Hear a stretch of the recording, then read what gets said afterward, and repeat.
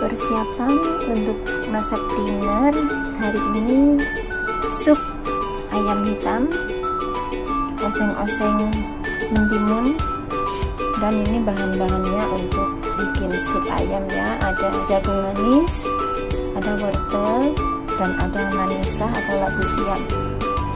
Nah, ini persiapan sederhana untuk masak dinner.